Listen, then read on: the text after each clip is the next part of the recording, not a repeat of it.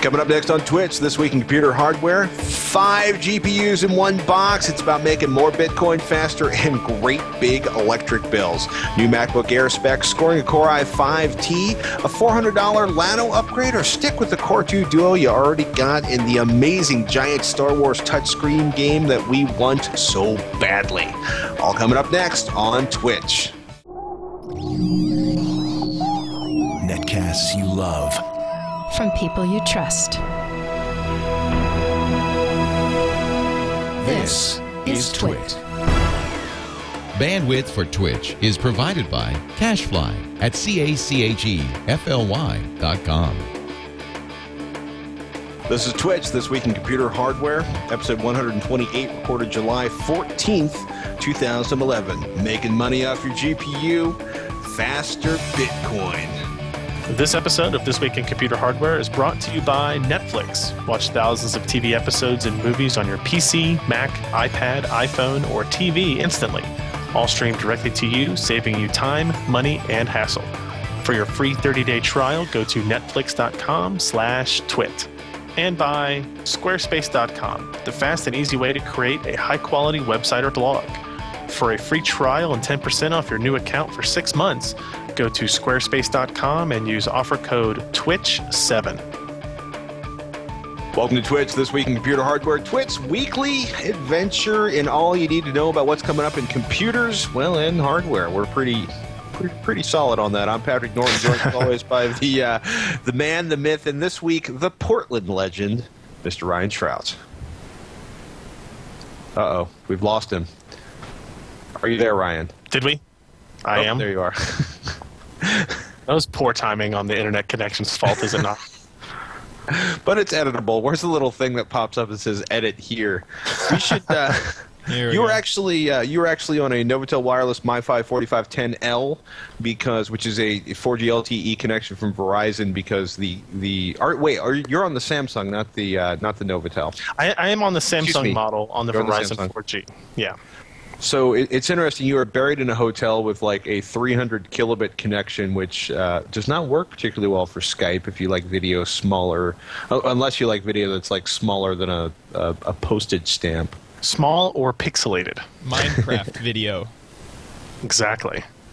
So well, actually, we should probably start. You guys had a big week at PC Per this week. I thought things were exciting at Tekzilla because we actually dissected a Samsung 8000 that got damaged in transit, went through it layer by layer, going over the glass, the main boards, looking at the different filters. And then I get forwarded a /started article, Bitcoin currency and GPU mining performance comparison from PCPer.com.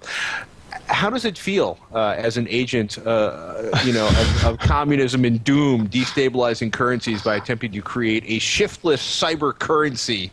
I mock, but mostly you're using this actually to test GPUs, not to create. Well, should we start with the Bitcoin or should we start with the benchmarks? Let's start with the benchmarks. I think it's actually, for people who don't know what a Bitcoin is, we should probably talk about what a Bitcoin is first. We actually have a little video queued up. We use it to evaluate graphics card performance, but I think it actually can be, we'll put a little context in the discussion first by having a Bitcoin-created video explain exactly what a Bitcoin is. What is Bitcoin? Bitcoin is the first decentralized digital currency. Bitcoins are digital coins you can send through the internet. Compared to other alternatives, Bitcoins have a number of advantages. Bitcoins are transferred directly from person to person via the net, without going through a bank or clearinghouse. This means that the fees are much lower, you can use them in every country, your account cannot be frozen, and there are no prerequisites or arbitrary limits.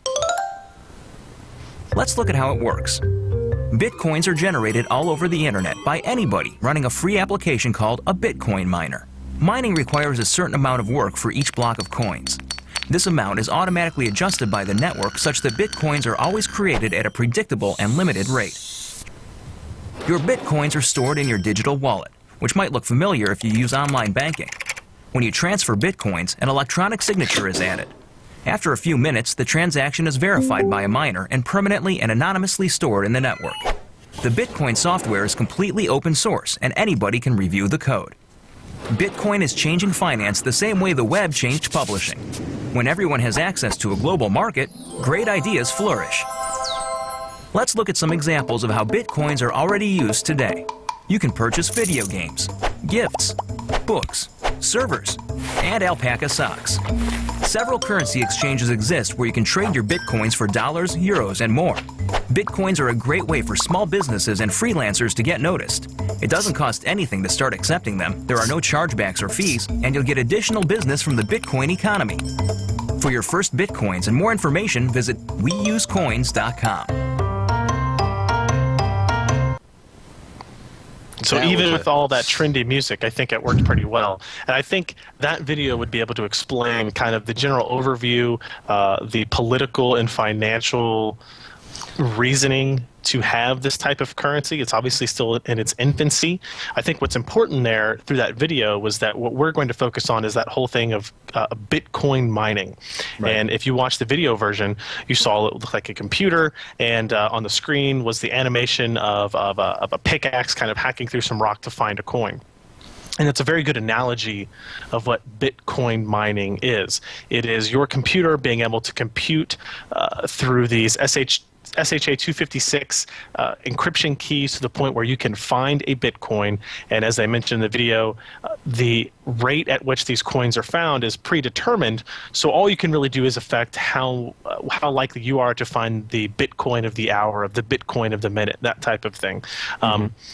But what it has grown into, and something that I wasn't even really aware of until some of the people who write for us kind of brought it up and said, hey, look at this stuff, it's pretty cool, is that there's a whole underground market for people who Bitcoin mine on their computers with the sole purpose of making money off of the process. So you know about folding at home, and you know about like SETI at home and these other types of distributed computing thing where you use the spare processing cycles of your computer for some other purpose, right? So in this case, what you're using spare processing cycles for is the theory is to help you find money. So a Bitcoin actually has value. As of today, I think it actually goes for about $13.50 US currency. So you could, if you find a Bitcoin, you can trade it in for that amount of money. So it's interesting. Before we get into the benchmarks, I mean, Patrick, did you have any experience with Bitcoins up to this point? Is this relatively new to you?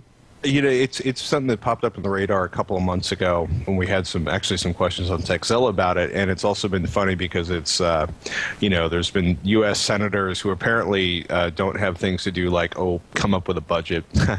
We're rallying against Bitcoin and stopping it in its infancy, and it's kind of reminds me a lot of Cryptonomicon, which was a science fiction book by Neil Stephenson, where they create a secure, non-government-based currency, a stable currency that's not based on any government, is one of the sort of the big themes in the book. So there's some really there's just like you could probably get a college degree skipping back between the math behind Bitcoin and the potential economic impact. I like in the little video where it's like, you know, we do for money what the internet did for publishing, which is like destabilize an entire industry and maybe pirate stuff. They're very proud of that. But what's really interesting is essentially you are discovering math. You know, and you know, certain GPUs can discover little useful monetizable bits of math faster than others, which makes it a really interesting benchmark. So it does. And what's interesting is at the infancy of Bitcoins, standard processors were actually very good, and you could find Bitcoins. You could do these encryption algorithms. But over time, as that video said, the difficulty in finding these Bitcoins is increased so that there's not a flood of Bitcoins coming into the market. There's a predictable amount of introduction of this this currency into the market. It's predictable until somebody figures out a better algorithm or a shortcut or a hack or you know what I mean? Like somewhere there's a math temporarily. There's a bunch of math majors at MIT that are sitting in a corner trying to figure out how to hack Bitcoin. You know it, man. oh, absolutely, there are. So what has become of all this is this kind of underground market. It's not really underground. They're not really hiding anything. They're not doing anything illegal. They are actually going through the whole process of Bitcoin. You know, they're helping the currency evolve. Is this mining process, and people are buying graphics cards with the sole purpose to mine Bitcoins and then either spend those Bitcoins on items at certain online retailers that use them, none of the mainstream ones as you would think of, or to just sell them in the market for, like I said, $13 or $14 or $15 a Bitcoin. So, not getting into the philosophical or political issues that might come up with Bitcoins, we wanted to look at performance of Bitcoin mining. And we took a look at a whole bunch of GPUs in this article, anything from the GeForce GTX 285 through the brand new GeForce GTX 590, and then the Radeon HD 4890 all the way up through the Radeon HD 6990. So a wide range of cards going anywhere from $115 up to $750. And then we took some really out of the park or out of the standard fare of mining hardware. We looked at the AMD Apu and we looked at a system we called the Beast, which actually had 5 AMD Radeon GPUs in it, worth about $1,700. So there's a ton of data and information in this article, and if you are interested in this type of stuff, I definitely recommend you go to PCPer.com and look up this article. There's no way we're going to be able to convey all of this in the format of a 50-minute to 1-hour show that we have here, but the kind of general consensus that we came up with, there's 2 interesting points. One is that the NVIDIA graphics cards do very poorly in this test. They are consistently behind the AMD Radeon line of cards, and that explains why if you look in these Bitcoin mining forums, people are rabid about finding special deals on AMD Radeon HD 5000 and 6000 series of cards. If there are rebates on things, they're eager to buy these up. If you look at our benchmarks, the metric is mega hashes per second, and that's how many key hashes per second a processor or a GPU can actually handle. And the Radeon HD 4890, which is several generations or at least a couple of generations old, actually outperforms most of the NVIDIA cards except for the GTX 580 and the GTX 590. And then if you look at some of the other cards like the Radeon HD 6990, I mean, we're talking 4 or 5 times the performance of the best NVIDIA option out there for this. And then we actually, if you go to the Beast section, we have a whole page on that. We look at that. And we look at metrics like performance per dollar, how much Bitcoin mining performance you get for every dollar you spend on a graphics card, how much performance per watt you get out of a particular graphics card, how long it takes you to pay off that video card, if the exchange rates and that kind of stuff would all remain the same. So there's all kinds of different metrics if you're interested in it, but obviously the most important one is just raw performance. Well, raw performance, and I think when you talk about building a machine with 5 GPUs inside of it, I think it's a wonderful segue to Bitcoin mining update power usage across the United States. Yes. Because Bitcoin mining, it's not just the cost of the cards, but the cost of running like 300, 500 watts worth of cards in a single machine. Right. That could start to get expensive depending on what part of the country you're in. When we posted the first article 3 or 4 days ago, we got several questions and lots of comments throughout the internet about, hey, you didn't really take into account how much the electric costs to run these. And I was like, yeah, okay, that's fair. But my reasoning at the time was there's 50 different states and there's such a variance in what the cost is. So we finally went through, we got the average retail price rates for electric across all 50 states. First of all, if you didn't notice this, Hawaii is about twice as much as the next highest state. So don't think about this if you're in Hawaii. But what's interesting is if we go to that 5 GPU Beast that you mentioned, it can take as much as it can cost as much as $1,477 per year to power that, to just provide the electricity to that system. Now, that's if you are in the more expensive groups of states. California is included in that, and most of the northeast of the country is included in that, like Connecticut, New York, New Jersey, New Hampshire, Rhode Island. All those states have very expensive electrical rates. And then that $1,477 can be as low as like $770, so about half the price if you live in states like North Dakota, Idaho, Arkansas, Nebraska, Kentucky is in there, West Virginia. These are all states with much lower power rates. So I need to find a colo location that allows me to put my own server boxes in Idaho or some other nearby state. That is absolutely right. If you're going to build a Bitcoin mining farm, the state to do it in is North Dakota. Really? There you go. I mean, if you're maximizing profit there, I mean that's pretty substantial. And what's interesting is, one of the metrics we looked at in the previous article was what is your potential 1-year profit if you subtract the cost of the graphics card. So if you buy a card with the sole intention of mining with it and trying to sell those bitcoins for money, the most popular video card in this community is the Radeon HD 5830. It sells for anywhere from $99 to $129 depending on what the sale or rebate value is. That had the potential to earn you $538 a year before we took into account the electrical costs. Once you take into account electrical costs, that profit goes down to $369, down to $213 depending on where you live. So it's very substantial. At first I was kind of like, electric, whatever. We're not really going to worry a whole lot about that. But it can be very, very expensive if you live in the state of California. For example, the Beast machine had the potential to earn you $3,600 in profit over the course of a year after paying for the $1,700 in graphics cards, which is pretty cool because you can pay off the cards, you make a little money, and hey, you've got these video cards if you want to game on them and stuff, right? Well, now all of a sudden you're paying $1,500 for electric to power that system for 365 days a year, and you're taking a much bigger risk. That system pulled over 1,000 watts steady, 1,067 watts from the wall when that system was mining for Bitcoin. So it was worth that, and it's information that was a little bit difficult to get a hold of and try to figure out a way to condense because nobody wants to do 50 states times 16 video cards and try to graph all of that. So we kind of condensed it all down in a way that I think makes a lot of sense. So if you were interested about Bitcoin mining before, based on our discussion in the previous article, it's definitely worth taking a look at the second article and make sure you are still interested in it. If you live in California, if you live in New York State, you live in Connecticut, you might go, okay, all of a sudden, not only am I going to cost myself quite a bit extra per year in electrical costs, but now all of a sudden I'm going to raise my air conditioning bill during the summer, although I guess it could help your heating bill in the winter. It's amazing, actually, also, even inside the state of California, how much power can vary, because my power bill dropped to almost nothing when I moved out of San Francisco. We should probably take a moment to step away from the Bitcoin mining. Actually, I do want to actually ask you one question. Do you like it as a benchmark?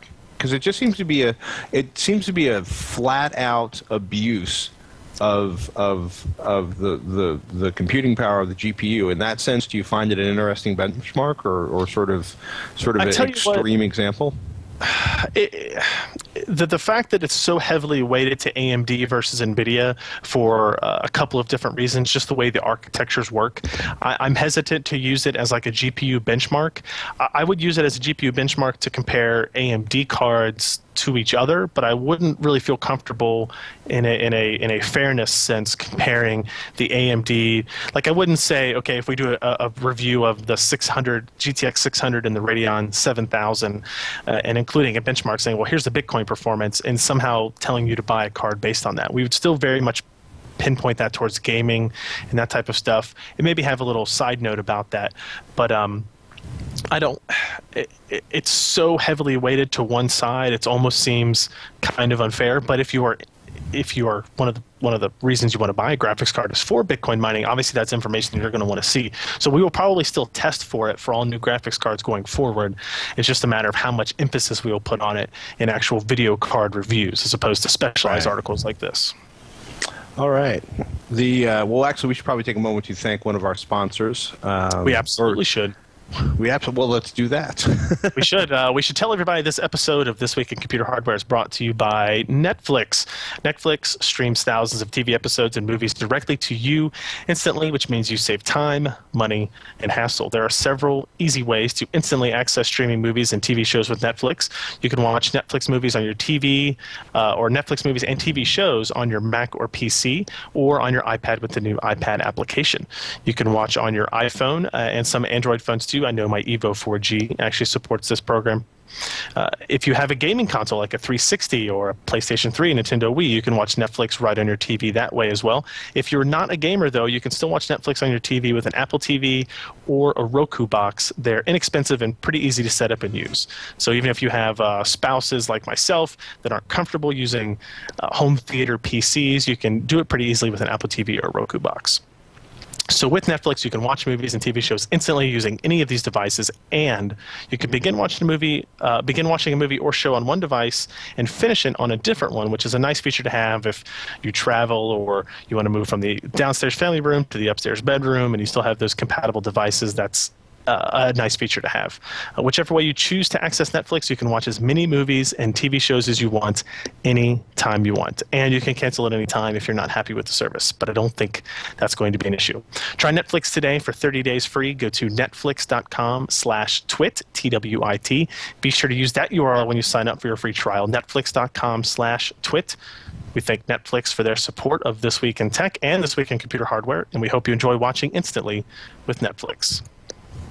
Take a moment for all the Mac enthusiasts in the audience. New MacBook Air. People out there were coming out this week. It looks like they'll be coming out next week. Core i5 2467M, the Core i7 2637M, and the Core i7 2677M. The two i7s are running at 1.7 and 1.8 gigahertz, pulling, I should say, barely sipping 17 watts.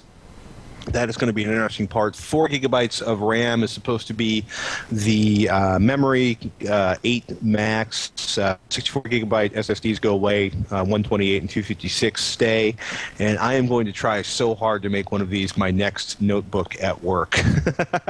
Now, did they say, or in the rumors, I guess, did they say that the form factor was going to stay the same? You know, I would assume part of me wants to assume the form factor is going to stay the same, but I know our CTO has one of the current high-end configurations of the MacBook Air, and he's had some reliability issues. He also does horrendous things to his MacBook Air, like compile massive amounts of code or render massive amounts of video. And I don't think the current here, let me I think the thermal envelope is pretty well stuffed in the current iteration. I think the newer parts are going to decrease the thermal, or basically be a little easier on the system. That's the exact phrase I was stumbling so poorly to say. I think the new systems, could they release a new package? Possibly. I almost might say probably, since they're supposed to put Thunderbolt on them. But it'll be interesting to see. I also want to see that. I want to see like 12 hours of battery life out of a Core i7 machine. Yeah, that would make me really, really happy. I mean, these are incredibly sexy laptops. I don't think anybody can deny that. No. And it's, I was, when those first came out, I was kind of like almost on the verge of buying one every time I walked by the Apple store, right? Luckily for me, they didn't have the one that had like 4 gigs of memory and the lowest end processor. Otherwise, I'm sure it would have happened. I bought one for my wife, and she loves it. Yeah, I mean, but there were stories going around also this week about the potential of the same Core i7 Sandy Bridge CULV parts showing up in ASUS machines, and I believe HP, like these hyper small form factor, and even the what was that new the Sony Vaio Z that came out. Interesting. Shown this week. I don't think it uses this exact processor, but if if you're not a Mac person and you definitely want to stick with a PC, it looks like there might be options for that. Remember at Computex we showed the Asus UX series, which was, what did they call that new form factor? The Ultrabook. Intel dubbed it the Ultrabook. And it was very similar to a MacBook Air in that regard. So do I think any PC manufacturer is really going to be able to get that exact same sex appeal to a machine that the Apple MacBook Air has? I kind of doubt it. But if you can get close enough and keep the Windows operating system and keep all of the applications and stuff that I'm used to using, I'm more looking forward to that. But I think new MacBook Airs are... They could be cool, and I just hope I don't have to spend money on them.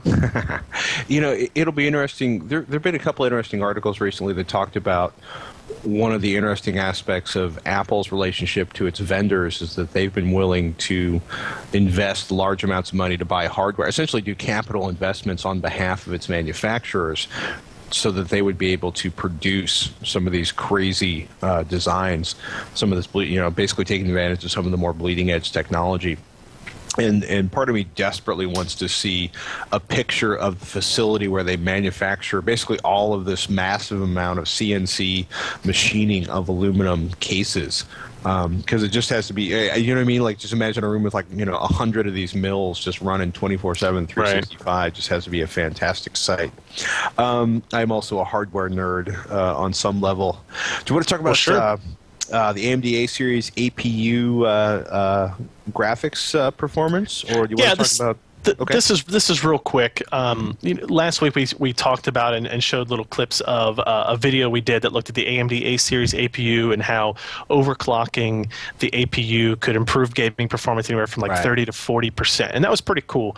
We had some other requests. We had a lot of success with that video. We decided to do another one that's in the same short 3 to 3 minute time span type of thing, 2 to 3 minutes. This looks at how dual graphics works. So dual graphics is being able to combine a low-cost discrete card with the integrated graphics on the AMD A8 or A6 series of APUs. And same type of results here were actually pretty impressive. We paired the A8 3850 APU with a Radeon HD 6570 graphics card, which sells for about $7 a market, and we saw 30 to 45% frame rate increases going from just the discrete card to enabling crossfire, aka dual graphics, which means it takes advantage of the graphics performance on the APU.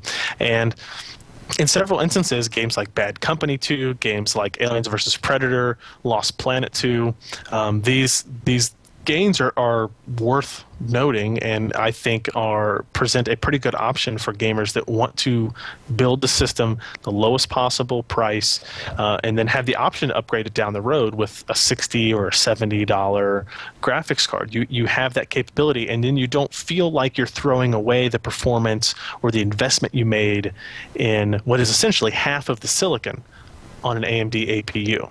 Right. So there's still some limitations. It doesn't support DX9 gaming, which I think is a total cop-out on AMD's part. There's no technological reason why they can't support DirectX 9 games. They are simply doing it because of I don't want to say laziness, but lack of time, lack of ability to commit to that market. They say DX10 and DX11 is the future, which is true, but there are a ton of people that are going to be playing on DX9 games for 2+ more years out there.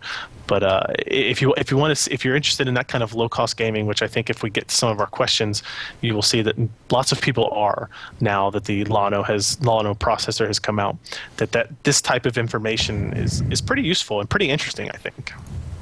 I like it. All right, take a moment to talk about tablets. Amazon is coming out with an Android tablet, which I've always found kind of fascinating. There's a pretty interesting read actually up in the New York Times of all places. And in my infinite wisdom, I managed to actually close that window. The most interesting, I think, being the idea that they chose to go with Android rather than Lab 126, which is the division of Amazon responsible for the Kindle e-readers, which has obviously been a phenomenal success for Amazon. But it's interesting because they're trying to create a tablet that has a very iTunes-like experience in the sense that they wanted it to be tied into Amazon's cloud music and, to some of the other things. So it's an interesting situation where they're kind of at war with themselves over the operating system, or I should say at war with themselves over making this tablet actually seem attractive compared to the other ones. It seems like it's going to be a long way out. I thought it might be out this summer. But they are. I was kind of under that assumption still as well. Yeah, well, it's at this point. Maybe it was going to be I thought it was going to be this year. Maybe in the fall of the winter. Yeah. It's the article definitely does not come anywhere near touching a name, but basically they've had issues with the touchscreen technology they purchased, and it's been really interesting, I think, actually watching the legal machinations, depending on. Well, no. It's kind of funny. Not so much with the Android Kindle, but with Google Android operating system, where Apple and pretty much everybody else, Apple, Microsoft, and just about everybody else in technology. Sony comes to mind. Banded together to buy Nortel's patent portfolio just to keep it out of Google's hands, and which actually impacts all of us because it impacts the affordability of the hardware. Because at this point, every Android device, basically every Android device that's made puts a couple bucks plus into the coffers of Windows, or I should say of Microsoft, because of patent licensing. Oracle's actually pushing to get a probably more significant chunk of cash because they claim that the Java engine inside of Android actually violates a Sun patent. So I think this comes back to, I think it's going to be random watching this and then watching Mary Jo Foley is one of the best writers out there, reporters that keeps her entire beat is Microsoft, and she's got some interesting stuff to say, looking at the idea of the sort of Windows everywhere platform, which Microsoft, I seem to have confused Microsoft and Windows today. The idea that it's going to be Windows from the handheld device to non-screen interface devices inside your house, like maybe the operating system for your washing machine or goodness help me, your car. Right. Every time I think of Windows in a car, I have a moment where I get a little bit uptight. I agree with that. I remember that it's not anywhere near the engine or brake control systems. And actually, I got to say, Sync, which is the project that Ford did with Microsoft, works fantastically well. But it's going to be interesting, I think, to continually watching the legal machinations, because Oracle wants to get a big chunk of change out of Google, because that's going to impact access to new technology and new devices. So just an aside I thought was worth bringing up. Waiting around for Amazon to come up with that. And you caught on to something I was freaking out about yesterday. I know. The coolest, I think it's got to be the coolest college project ever. University of Illinois Chicago. Arthur Nishimoto designed a giant touchscreen Star Wars game. First showed up on Boing Boing. How would you describe this? Yeah, I was making sure that video is actually going here. So this is they built it, and like on a Microsoft, what was their like tabletop touch-based technology, the system there, but they expanded that onto a 20-foot LCD multi-touch panel array. And if you're watching the video, if you're not watching the video stream, you definitely should, or you should find this video, because the game they built is impressive as hell to look at. And it's like a massively multiplayer simulation of Rebels versus the Empire in real time on a 25-foot wall of screen. It is the coolest frickin' project. I not to take anything away from the MIT crew, but this thing is epic. And the PCPro.com article has a great link to the full HD video on YouTube, which is really, really worth looking at, because there is a lot going on in this screen which you probably can't see through our podcast right now. But look at that. If you have Oh, sorry. I was like, look at the fighters and the interface as they pop up the engine. Like, it's not only like a good game, it's not even like a good interface, but it looks like a fun game as well. I have no idea what any of the icons that they're actually touching are actually doing. Maybe it's nothing but animations, but it's pretty cool. And if you ever wonder why Patrick and I and all these enthusiasts get excited about 3-display gaming from NVIDIA and ATI, or 6-display gaming from AMD Eyefinity, you start to get an idea of what the potential is for this once we get beyond 6 panels. Once, we can do, I don't know, whatever, 24 panels or whatever this happens to be. Obviously, they need to come down in price a little bit before this becomes a viable option for the majority of us. But it's cool to see demonstrations, and I guess I need to enroll at the University of Illinois Chicago. No. At least first semester. I just want to make sure somebody's given that student a chance to get their entrepreneurial something on and turn that in. Like that and a Microsoft Kinect. Can you imagine playing like real-time tennis? I mean, I don't even want to play tennis, but I want to play real-time tennis with a 25-foot wall, which is a good moment for us to maybe thank another sponsor. We absolutely should. This episode of This Week in Computer Hardware is also brought to you by Squarespace.com, the fast and easy way to create a high-quality website or blog. Say you're very interested in multi-touch, mini-display gaming configurations. So you want to write about those. You want to talk about the different developments in AMD Infinity, NVIDIA Surround, things that universities are doing, large panel configurations. Maybe you want to use this as an excuse to be able to tour the new Dallas Cowboys football stadium. All these reasons are to create a new website on Squarespace.com. It has an easy-to-use user interface for creating and managing a website or blog. It's optimized for both beginners and CSS experts. If you want to get behind the code and actually edit things manually, you have the capability to do that. It's not locked out to you. But if you don't, it has hundreds of design templates to choose from, and you can customize any of them to fit your needs. So you can start with something, modify it as much as you want, and create something totally unique. It does have iPhone and iPad apps for updating your blog on the go, online resources, and special support team to give you personal help 24 hours a day, 7 days a week. This is an all-inclusive service that includes modules to build your website, like the blog module, form builder, Flickr photo display, Twitter widget, social media buttons to connect your website and visitors to Facebook and Twitter and those types of things. It includes Google Maps and more. It also has website tracking, so you know how many times your site is viewed, and it has a built-in search engine optimizer. It has permission access handling if you want to have multiple people running your website, but you don't want them to be able to edit each other's posts, or you want to be able to have just multiple user control. Squarespace definitely has that for you.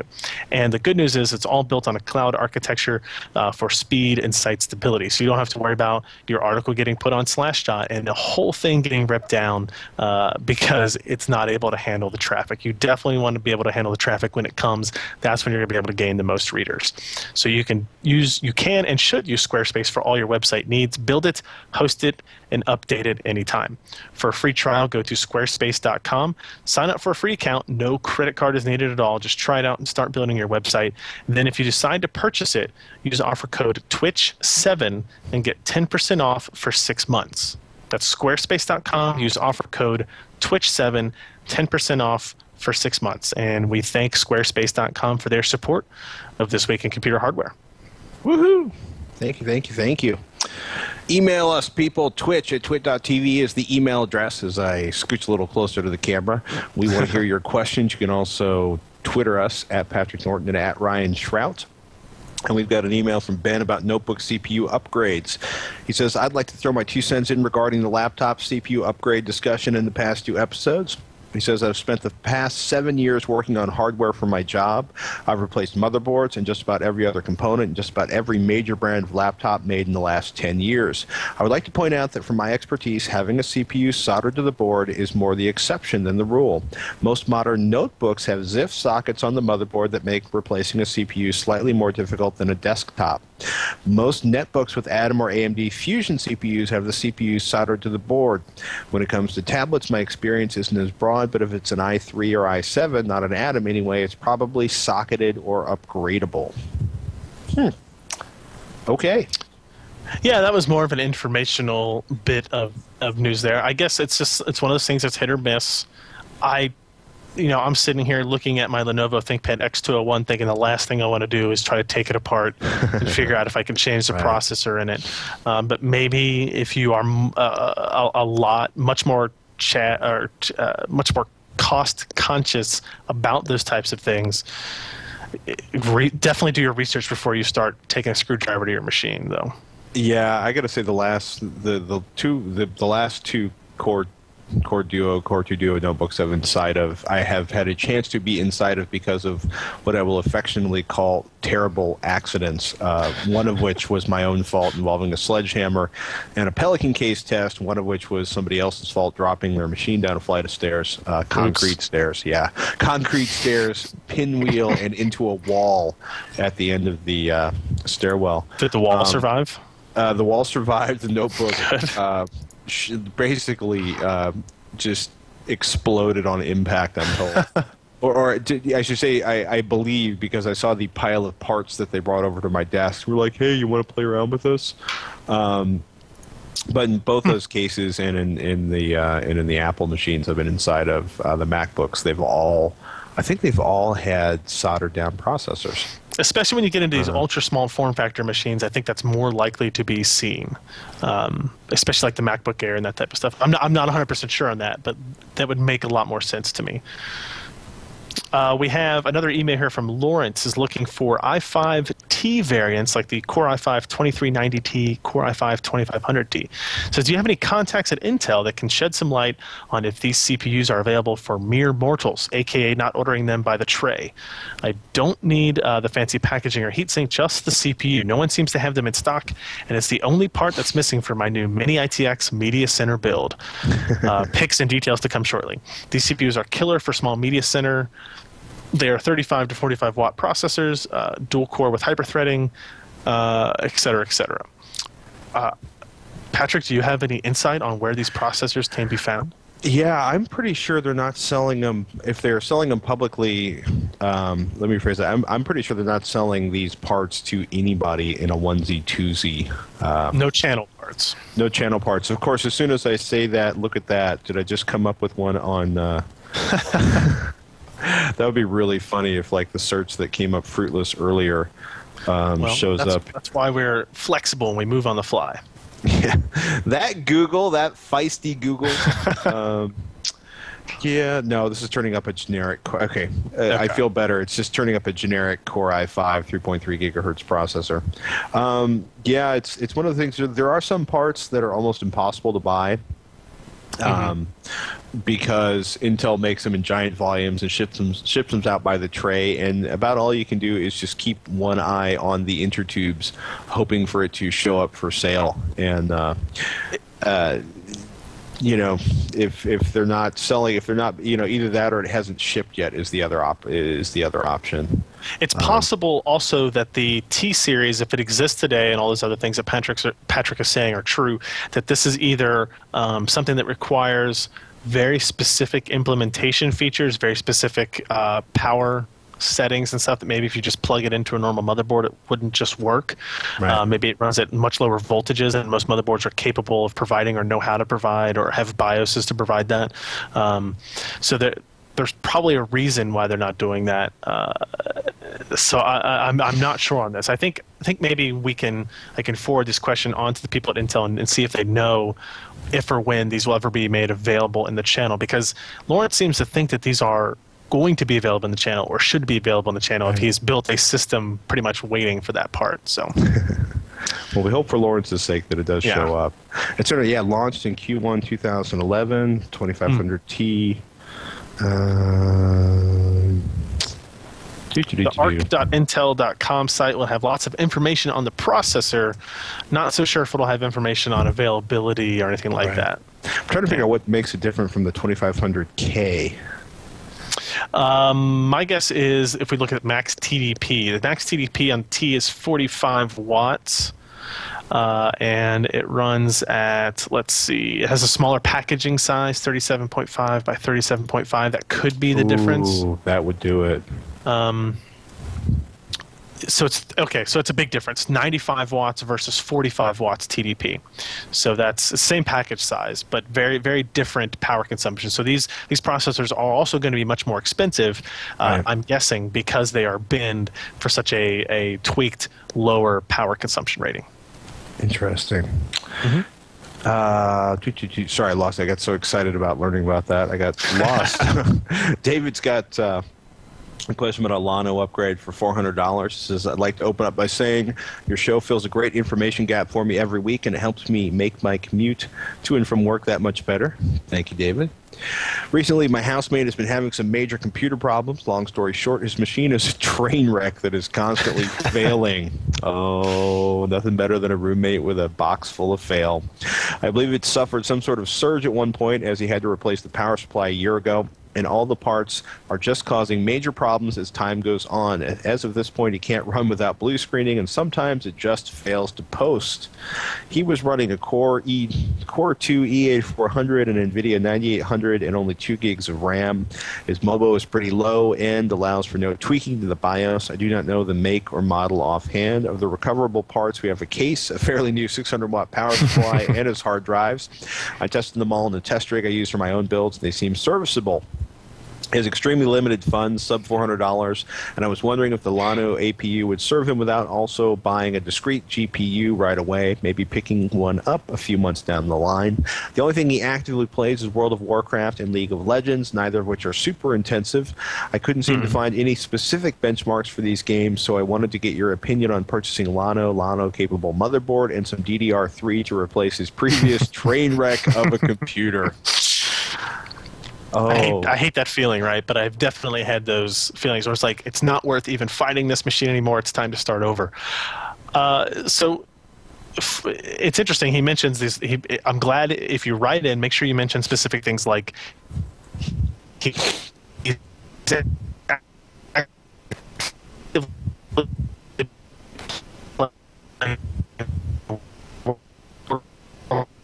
that's very important. So you can get a Llano motherboard for about $100. You can get the top-end Llano processor for $140. So you're at $240. You add $40 worth of DDR3 memory. Maybe that gets them up to 4 gigs, maybe even 8 gigs if you look really hard. And you're talking a complete upgrade there for $300 using your existing hard drive power supply case. Because I look at the Core 2 Duo E8400, and I mean it's an older part at this point. It is E108, so it's 3 years old. But you're still talking about a Core 2 Duo with 6 megs of cache, clocked at 3 gigahertz in a 33 megahertz front side bus. Is that part aging that poorly? I mean that's still like I think that's still like a, what is that selling for these days? Because I think if you can find it, you might still $180. I mean, is it? Yeah. So I don't think that processor has lost all usability in this market. In fact, our very next question kind of confirms that. But if it's to the point where maybe he thinks his motherboard is bad and he has to replace the motherboard, if he's going to spend $130 to replace the motherboard anyway, it's one of those things where it's like, the NVIDIA 9800 is still a decent card. He doesn't say what. If it's a GT or GTX or anything like that. Still a pretty good card. I think the Llano will provide probably nearly the same type of performance. And like I said, if you get all that for $300. So if you want to, you can spend that extra $50-$60, get a 6570 or 6670 discrete card, do that whole dual graphics thing we talked about, or maybe look at a $99 Radeon HD 5830. If you can find that, it's going to blow the Llano APU out of the water. So I think for that $400 mark, you've got a lot of options there. And Eric has I like your note on this one. Thank you. We have an email from Eric about taking our advice and loving it. A while back, I asked if a Core 2 Duo would cope with a fast GPU and 3 displays. Previous message below. I just wanted to let you know that my brother bought the MSI Lightning 6970 on your advice. It's the fastest single GPU, and it runs great with the Core 2 Duo. Thanks, guys. And if you would like to check it out, here's the YouTube link. Keep the podcast coming. It's great. I like it when people do what we say and don't hate us for it. So this is a good reference to the previous question. So this question, I think it was last week or 2 weeks ago, said, hey, we've got this Core 2 Duo system. Everything else is fine about it, but it was using an old graphics card. Would it still be okay to upgrade it? He wants to use 3 displays. And I said, yeah, sure. The 6970 is the fastest single GPU card you can get that'll do 3 displays. The GTX 580 is still the fastest single graphics card, but if you want to do 3 displays, you got to go with the Radeon series there. So 6970 was the best option. He says it runs great. He provided video evidence. This is all of this is all of the things we need to see for successful implementation of potential advice from Twitch. Yeah, and there's still a lot of really good, and relatively inexpensive, like an Asus P5ND that's $77. I'm trying to think of what. Do you have a favorite sort of Core 2 Duo? Obviously, I'm still trying to salvage the old processor from the previous user, right? Which is but it's also it's really tough, right? isolating when you have massive blue screens. It's like, okay, I've wiped the hard drive. It's still blue screening. I've replaced the hard drive. Okay, it's not, issues with the hard drive. I've swapped out. And then you get to like when you get to trying to diagnose the motherboard and the CPU, it's like, do you have a spare motherboard, right? Because once you buy the motherboard, open the motherboard, you install the processor. In most situations, you've bought it and you can't return it. Unless you're buying from an online vendor. Yeah, most of the time. Unless you're buying from an online vendor who's kind of gracious about that. But, it's... man, the other thing I will say, like with Ryan, it's like it can be really good to be like, I'm done. Donate the parts to, your local Goodwill or give them to somebody to play around with or find a computer geek that wants them and just be like, I'm going to get a fresh system that isn't broken. And do me a favor, put a surge protector on this one when you have the money. Battery put a surge backup, something with a lot of power behind it. Yeah. Yeah, because it's also amazing how just weird little shifts, especially if you're in an apartment building or an older apartment building or an older neighborhood, how the electricity can get a little funny, especially in the summer when people start slamming on air conditioning units at 1 a.m. because they've broken up. They just can't take the heat anymore, and all of a sudden there's a brownout in your neighborhood. Nice. Something that happened a lot when I lived in North Jersey. Let's see. We got an email from Wayne here. Actually, we got 2 emails on a very similar subject, one from Wayne, one from Scott, about cloning hard drives and those types of topics. First question. My current Windows 7 boot drive is a single partition 1 terabyte RAID 0 made up of 2 500 gig 7200 RPM drives. Recently, I'm beginning to suspect one of them may be failing. I don't want to risk the data loss and I would like to replace them as soon as possible. First question. I haven't tested the speed benefits of RAID lately. Do you think I will notice the speed difference if I replace the 2 RAID 0 drives with a single 1 terabyte 7200 RPM drive? Secondly, if I go with the single drive replacement, or if I go with 2 RAID 0 500 gig drives, is there a simple way to replace these boot drives with the new ones while cloning all of the data and not having to reinstall Windows? I'm not sure if all cloning software also retains the ability to boot. In my perfect world, I'd like to clone overnight and then boot seamlessly to my new drives in the morning. Is this a pipe dream? I was going to go this alone, but I figured I'd get your expert opinions first.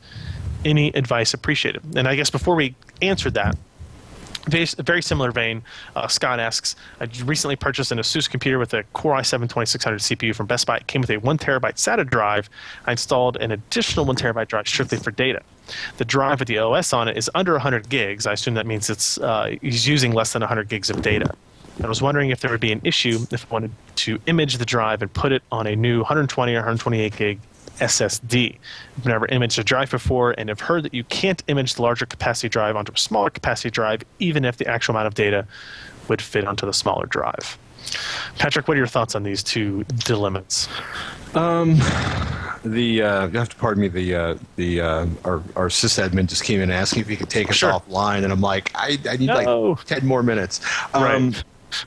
I have been over RAID for years. Hard drive RAID. I just don't.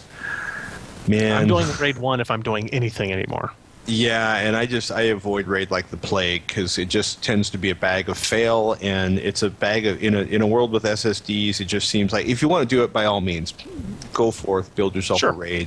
But when you look at the performance of SSDs, and if you want to be a super nerd, you can like try to RAID SSDs, but I just would go with a simple single hard drive, the fastest hard drive you can get your hands on. An SSD would be ideal, and replacing the 2 RAID 0 drives with a single 1 terabyte 7200 RPM drive. It really depends on the performance of your RAID configuration.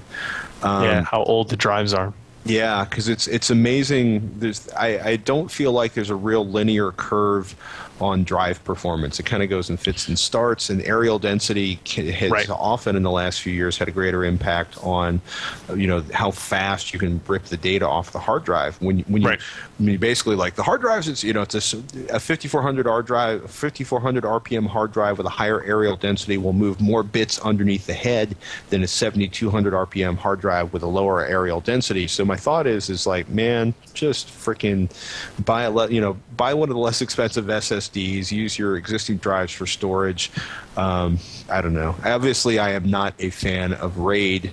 I want him to buy an SSD. Right. So the first guy is moving from RAID. I guess his main concern is just moving from RAID 0 to a single drive. Is that an issue? That actually won't be an issue. The software that I use personally that I would recommend, it's not free. There might be some free options for you. Is Acronis True Image Home 2011 is the latest version of it. Mm-hmm. It's $39 per license, and what it will do is you will install it, reboot your machine, and it will actually do that copy for you. It'll copy from RAID to a single drive. If you want to do RAID to RAID, it'll be able to do that, I think, in Windows. That way the drivers are all loaded and you have everything ready to go. That shouldn't be a big issue. For the guy that's asking about moving from a 1 terabyte drive to a 128 gig SSD, it definitely is possible to move from a larger drive to a smaller drive if you have that data. It's a little bit more intense process because it's not just copying ones and zeros straight across. It has to actually kind of compress things first, kind of, clean up the data. But that same application, the Acronis True Image Home, can do that. I've done that. I've moved from a 600 gig drive to a 300 gig drive many times on it.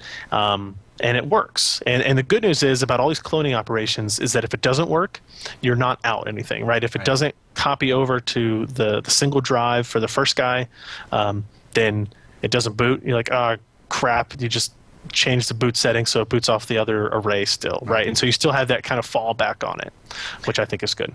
Yeah, I think I ended up when I moved, from a 1 terabyte drive to an SSD and a 1 terabyte drive, I was playing around with some of the imaging software, and then I was like, I ended up putting a fresh install on the SSD, imaging the SSD, and then moving the data around to an external drive, just because I didn't want to have to deal with managing the Windows installation on the 1 terabyte drive and the SSD on the same time. It's more like, it's like one of those things where, if you don't have an external drive, I would borrow one. Right. Yeah. But yeah, imaging, if you are going to take the operating system and application image off of your existing drive and clone it over to your SSD, that's actually a relatively pain-free process. Acronis True Image is a great software package. There's several other ones out there that are also free. Jason has a question about the heat from a larger monitor. He says, I've got a Shuttle SN68 SG2 that I made into a green gamer. Problem has arisen when I upgrade my 23-inch Samsung for a 32-inch Acer TV monitor. Now when I do any large video, my GPU gets very hot. When I try to play the only game I play, EVE Online, my video card goes into meltdown, 121 degrees Celsius. I'm also getting very hot trying to edit and record my podcast or my hypnosis guided meditation MP3. My question is, seeing that I only have 250 watts of power from the shuttle power supply unit and very little room for anything bigger than what I have now, what GPU should I be looking at to push this big screen without making fission? I should also mention that I stream Twit all day long on this 4x8 widget. Thank you. I think my goal of saving the world a few years ago may have screwed me now. Please help me to continue to save the earth and use a low-energy machine. Zotac 8800 GT, AMD 4850E dual-core green, 4 gigs PC 6400, a Western Digital Caviar green, and a silent aftermarket fan that moves tons of air instead of the stock shuttle fan. I think, it's been interesting. We were playing around today earlier with... we were trying to isolate whether or not it was a network issue or a notebook graphics issue, looking at 1080p playback. There were differences. The HTML5 implementation worked great. The Flash implementation didn't work great, and it turned out to be a network issue, an ISP issue. But it's really frustrating when you start looking at if you get a bunch of Flash windows open, or if you're playing like trying to play an HD or even an SD Flash video, if you don't have any GPU acceleration using like the current version of Flash is, I want to say 10.3, and they've finally offloading the GPU. And my question is whether or not, even though you have an upgraded fan, I wonder, is your GPU getting enough air? Because just putting your desktop on your 1080p television should not be hurting your GPU. It's interesting. He doesn't list the resolutions between the Samsung and the Acer TV monitor. Well, it can't be any bigger than 1080p. Yeah, maybe and I would assume the 720p. Samsung would have to be at least would be 1080p as well. There have been instances. I'm wondering. So he's upgrading. If he has both displays connected, I've seen some instances where NVIDIA cards will get hotter than they should if there are two displays. We take that out of the case, out of the potential issues there. Right. It is. I mean, the 8800 GT is overclocked at factory. Maybe try downclocking it. I mean, there are definitely more power efficient GPUs you could get that will be able to run video, no problems. If your card is getting to 121 degrees Celsius, that's really bad. Like that's really, really above safety levels.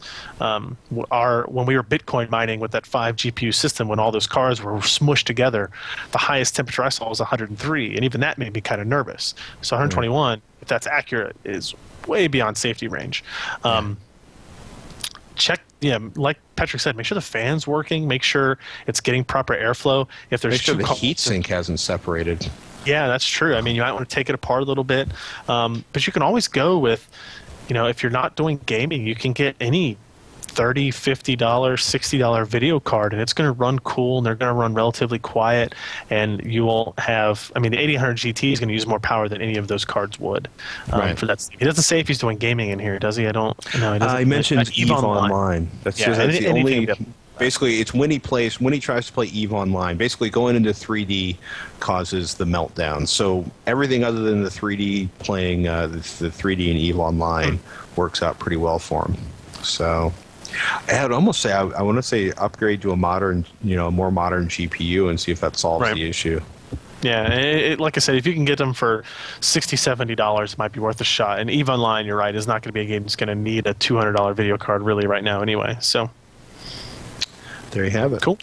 One last question before we go. We got an email from Jed about upgrade options. He says, my system is currently running an Athlon 2X4 645, 8 gigs of DDR2 memory, and an HD Radeon 4650 with a 1080p monitor.